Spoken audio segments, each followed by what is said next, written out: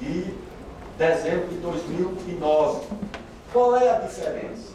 Que talvez algumas pessoas não aceitem. É que as condições de regularização desse decreto são muito duras e ninguém vai se regularizar. E eu proponho uma forma que, de fato, permita às pessoas se regularizarem. Porque senão não adianta nada. Essa é que é a diferença. Bem, eu acho que com isso, tem uma última coisa que é fazer uma moratória de 5 anos para novas áreas de pecuária e agricultura, para que se faça um zoneamento econômico e ecológico. Enfrenta a resistência, das fronteiras agrícolas, e ainda prejudicar quem já entrou, quem já adquiriu, quem já...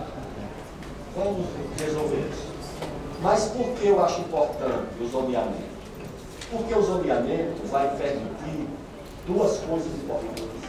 Que você não use áreas impróprias, que você converte com 3 anos, está degradada, você abandona, sem degradação nativa, se for em cabeceira de rio, vai assorear.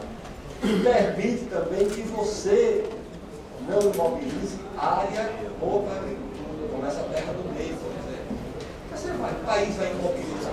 Que país do mundo faria uma coisa dessa? Me aponte um. Israel, França, China, comunista, socialista, quem faria um negócio desse? Eu acho que esse zoneamento nós teríamos condições de fazer e o país poder, finalmente, ter tranquilidade de que tem a legislação ambiental e terá mais avançada do planeta, mas ao mesmo tempo terá o seu agricultor produzindo em paz, como todo mundo produz em paz.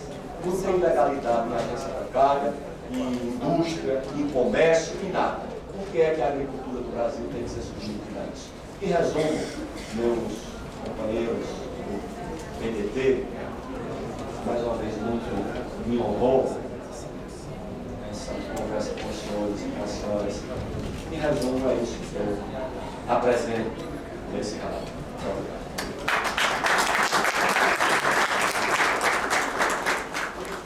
Já agradecendo o nosso companheiro e amigo Ribeiro, eu queria que os companheiros que quisessem fazer algum questionamento, acho que a Regina estava por aqui.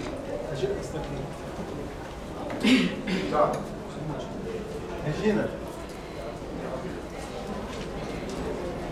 Ou comigo mesmo se inscrever. Já usa o microfone, quem quiser fazer pergunta, pode se identifique e pode usar a nota. Deputado Domingos Sábio, SB de Minas Gerais. Domingos, prazer ter você aqui. Obrigado. Deputado Aldo, eu quero cumprimentá-lo pela coragem, pela competência. Vossa Excelência está prestando um grande serviço ao nosso país, e especialmente ao meio ambiente. Não só a agricultura. Eu sou médico veterinário, sou pequeno produtor rural, sou presidente do sindicato. Primeiro mandato de deputado federal, mas 5 mandatos, portanto acompanhei ao longo do tempo esse verdadeiro imbróglio que vem se transformando nessa disputa absurda de se colocar como antagônicos quem defende a produção nacional e quem defende o meio ambiente. É, de fato, algo que não interessa aos mais relevantes propósitos do nosso país. Tem coisas escusas por trás de quem alimenta, quem fomenta essa briga, esse embate absurdo. Mas a minha pergunta, objetivamente, é o seguinte: ela vai de encontro a uma preocupação que nós tivemos na legislação mineira e que vai de encontro a essa questão do CONAMA, que o senhor mencionou, das portarias, enfim. A minha preocupação é que nós tenhamos aí um conselho que acaba ocupando o papel do legislativo, legislando. Em Minas Gerais, temos, como o senhor conhece bem, muitas nascentes e muitas represas. Observando o código, a legislação que ainda está em vigência, ela regulamentou a APP das margens, dos cursos d'água e das nascentes, mas deixou para planos diretores de barragens a regulamentação da APP de lagos artificiais. Na legislação não tratou, na legislação que está vigente, não tratou da APP de lagos artificiais. Veio o CONAMA e regulamentou que seria 100 metros a APP de um lago artificial. Veja que contraditório. numa nascente, 50. Num curso d'água, 30.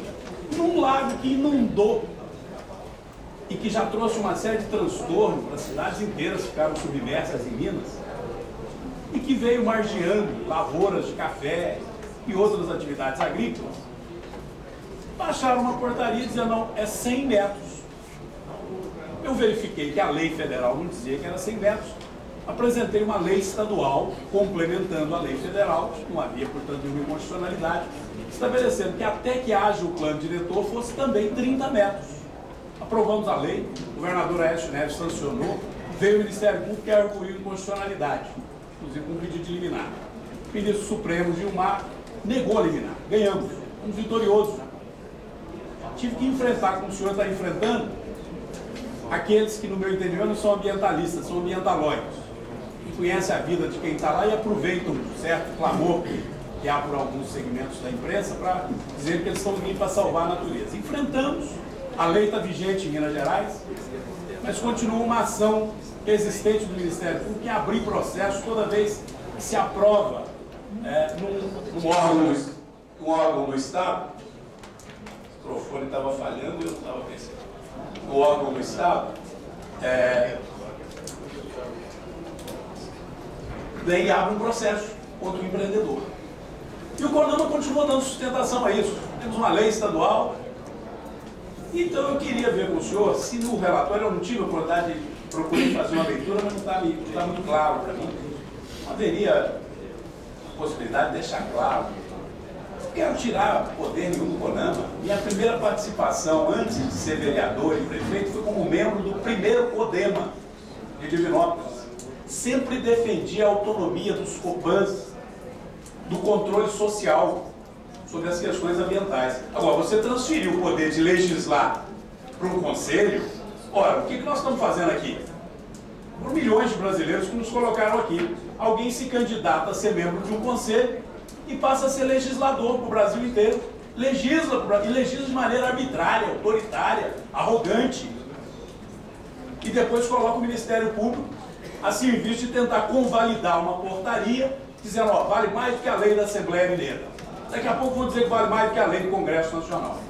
Eu gostaria de comungar com o sentimento de Vossa Excelência de que a gente estaria prestando um grande serviço ao meio ambiente, fazendo uma legislação que é possível de ser praticada. Só para concluir, em Minas, numa legislatura anterior, fizeram uma legislação, no meu entendimento, atendendo a um apelo demagógico, de que era proibido terminantemente, sob nenhuma hipótese, nem com medida mitigatória, suprimir um pé de piqui, sob o pretexto de que ele estaria em extinção.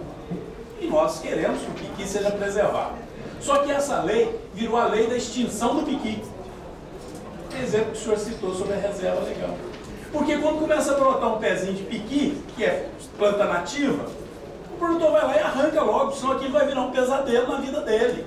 Depois ele tem que ficar ali tomando conta do piqui como se fosse o filho dele. Porque se cair um raio ali, ele secar, ele é capaz de se processar.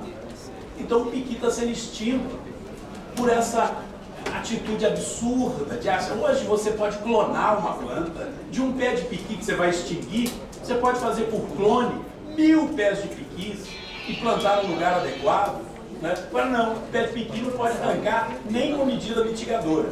Então são coisas absurdas e realmente nós precisaríamos de aproveitar no Código Florestal e fortalecer os órgãos de controle social, controle ambiental, podemos, mas sem deixar a eles prerrogativa de legislar, porque isso é um absurdo tão correto.